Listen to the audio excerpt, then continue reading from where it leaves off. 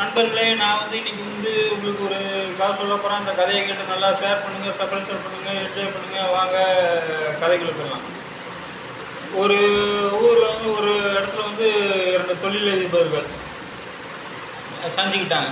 அவங்க 2 பேரும் என்ன பேசிக்கிட்டாங்கன்னா, என்கிட்ட வேலை பார்க்குறவன் தான் ரொம்ப முட்டாள். உடனே இன்னொருத்தர், இல்லை என்கிட்ட வேலை பார்க்குறவன் தான் ரொம்ப முட்டாள் அப்படின்னு இவங்க 2 பேரும் தெரிஞ்சுக்கிட்டாங்க.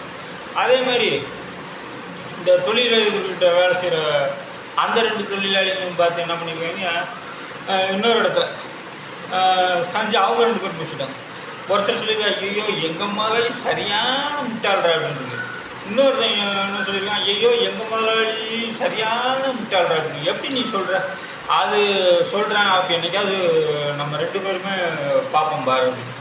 அதே மாதிரி இந்த 2 பேரும் பேசிக்கிட்ட மாதிரியே உடனே ஃபஸ்ட்டு அவங்க வேலைக்காரன், தம்பி இங்கே வா, வந்துட்டேன், என்ன விஷயம், என்ன வேலை, இந்த மாதிரி 10 பைசா இதை எடுத்துக்கிட்டு நீ போய் ஒரு இனோவா கார் வாங்கிட்டு வரணும் அப்படின்ட்டு.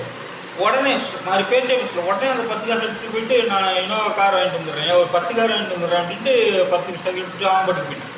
உடனே இந்த மாதிரி பார்த்தியா என் வேலைக்காரன் 10 பைசா கொடுத்தா அந்த 10 காசு செல்லுமோ செல்லாதோ தெரியாது, அதை எடுத்துக்கிட்டு அவன் பாட்டுக்கு போயிட்டான் இன்னொரு கார். அதுவும் ஒரு கார் வாங்கி தரல, 10 கார் வாங்கி தரேன்ட்டு போயிட்டான் அப்படின்ட்டு.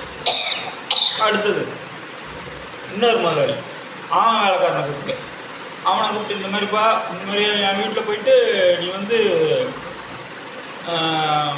நான் இருக்கனா இல்லையான்னு பார்த்துட்டு வா அப்படின்ட்டு.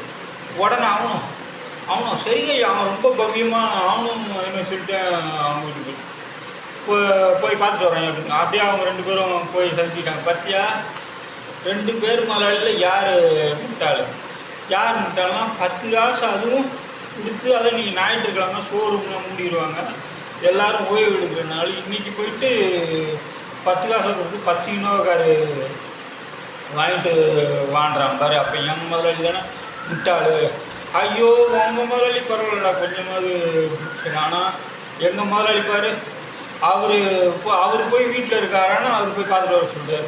அவர்கிட்ட தான் விலை உயர்ந்த செல்ஃபோன்கள், அதில் ஒரு தட்டுனா போய்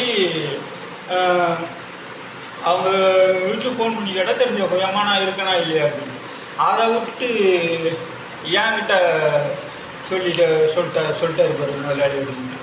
உடனே 2 பேரும், ஆமாப்பா நீ தான்ப்பா, உங்கள் முதலாளி தான்ப்பா ரொம்ப புத்தி சோதனை கம்மியாக இருக்குது, செல்ஃபோனை வச்சுக்கிட்டே அவர் வீட்டில் இருக்கிறத ஒன்றை போய் பார்த்துட்டு வர சொல்கிறாரு பாரு அப்படின்னு. உடனே 2 பேரும் ஏன்ப்பா 10 காசை கொடுத்து 10 இனோவா கார், அதுவும் நாளைக்குன்னா வாங்கிட்டு போயிருக்கலாம், இன்றைக்கி போய் வாங்க சொல்லி. உடனே இதுலேருந்து அவங்க 2 பேரும் இல்லை உங்கள் முதலாளி தான், இல்லை 2 முதலாளியும் சட்சமமான முட்டாளி தான் அப்படின்றாங்க. அதே மாதிரி அந்த முதலாளி 2 பேரும் பேசிட்டாங்க.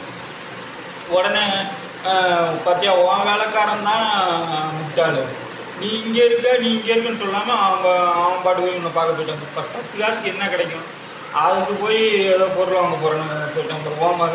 இப்படி இவங்க 2 பேரும் மாற்றி ஒருத்தரை மாற்றி மட்டம் தட்டி பேசிட்டாங்க.